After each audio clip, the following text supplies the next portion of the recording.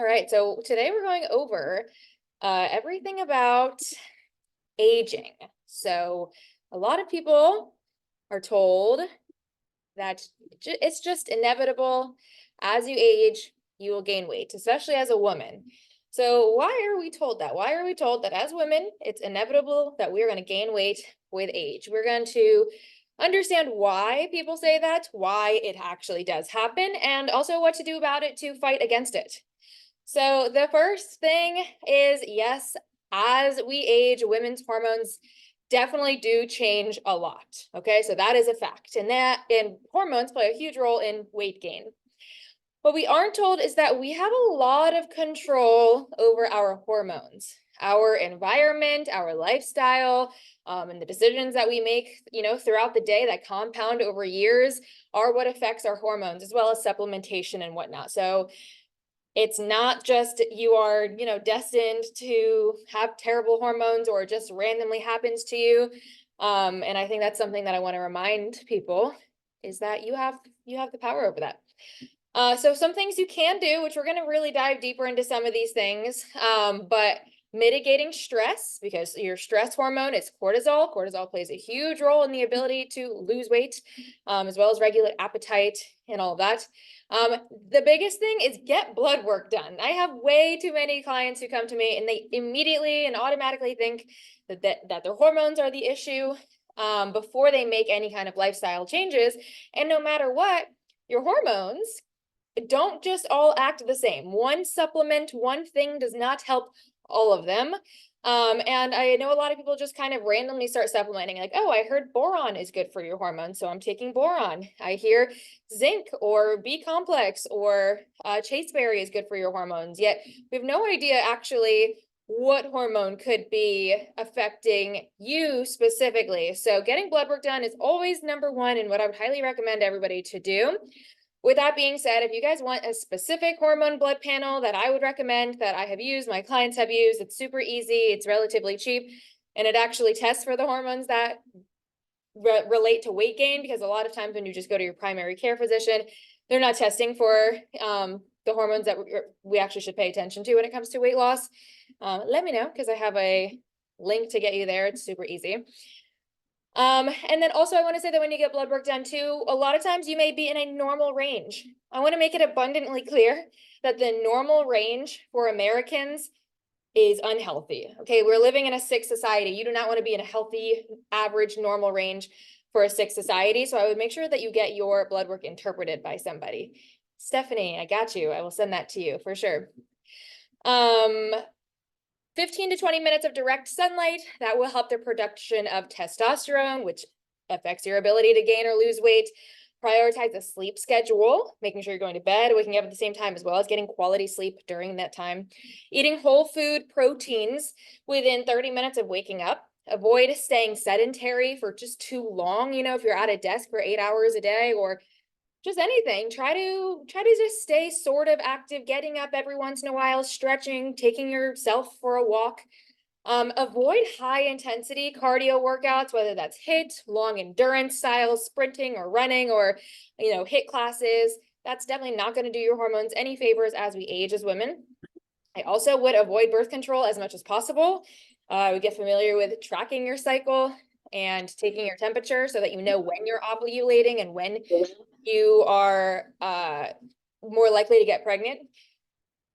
But I digress. No matter what, even if you're on non-hormonal birth control, your hormones are being affected. Period. That is the only way that you are not getting pregnant, no matter what kind of birth control you are taking, unless it's the pull-out method or condom. Other than that, if you are taking a birth control or you have a birth control implanted anywhere in your body, your hormones are being affected. So I would definitely would highly suggest that person to get blood work done as well.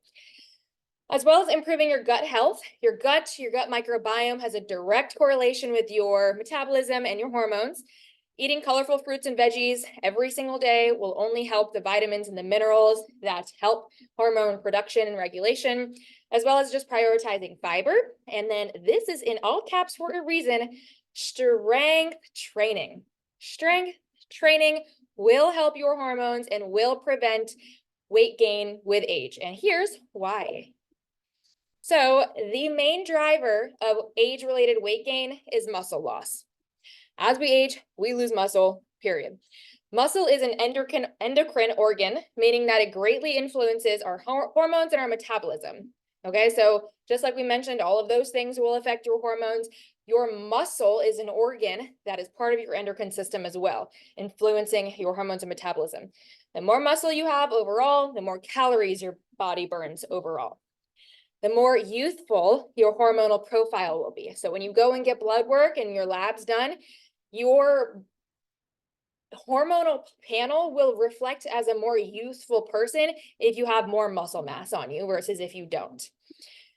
We will gradually lose muscle with age if we don't really focus on eating an adequate amount of protein and engaging in weight-bearing resistance training.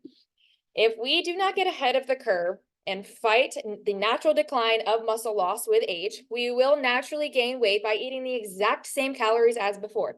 Because as mentioned, with the lack of muscle, we will start to burn less calories overall. And that's just going to happen naturally. We are naturally losing muscle throughout our lives. And that's going to affect your ability to gain weight and lose weight. So your metabolic rate. Okay, so now this is kind of where things might just take a little bit of a turn here. So our metabolic rate on a cellular level actually does not begin to slow down until we're in our 60s. So what does that mean, Tara? A study published in 2021 found that our individual cells rev at pretty much the same rate in our 40s and 50s as they did in our 20s. So each individual cell pretty much has the same metabolic rate in your 40s, in your 50s, in your 30s as you do in your 20s, okay? So to say that your metabolism is just slowing down isn't necessarily accurate. What is causing our metabolism to slow down?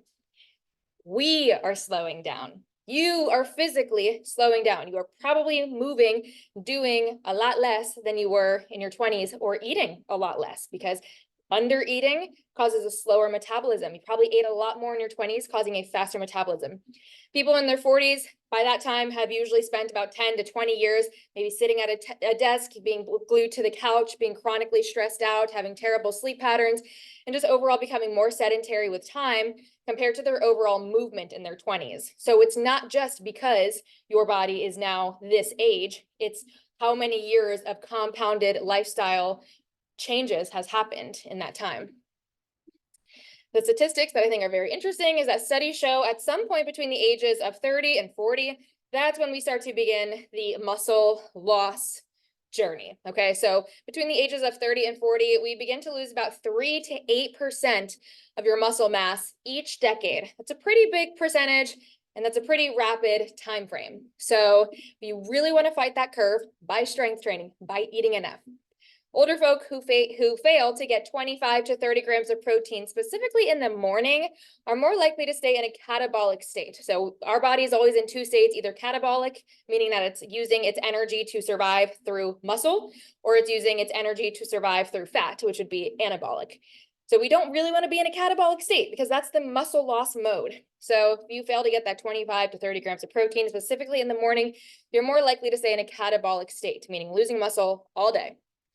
Cortisol, stress, no matter what kind of stress, causes cortisol in your body, whether that's somebody holding a gun to your head, a bear chasing you, your boyfriend breaking up with you, somebody cutting you off in traffic, having a lot going on, feeling overwhelmed, any kind of stress, okay? It can be physical, it can be emotional, it can literally just be in your mind. Nothing could actually be going on, but you are just a naturally stressed person. It's all the same type of cortisol in your body, which is a hormone, and affects all other hormones, like a domino effect. Cortisol and too little sleep can increase your appetite and contribute to weight gain. Overall, these things will just kind of skew your view on food. Maybe you get more hungry, maybe you get less hungry, maybe you crave really highly palatable foods or highly processed and sugary foods and things like that. So what do I recommend? I recommend walking 6,000 to 10,000 steps per day, no matter who you are or where you're at. This is going to be just broad advice.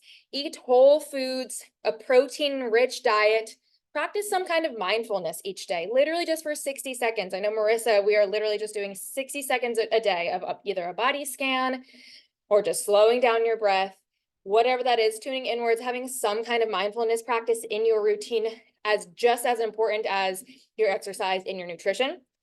Get 8 hours of sleep each night and strength train. These are all the things that I would recommend to avoid age-related weight gain, which does happen if we live a life that over time will compound to that resulting.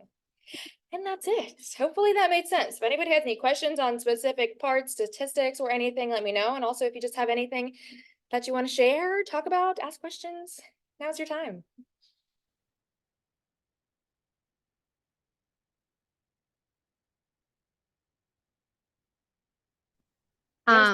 Hey. Hey, so I'm a nurse and I cannot tell you how many patients we have who come in and have broken hips.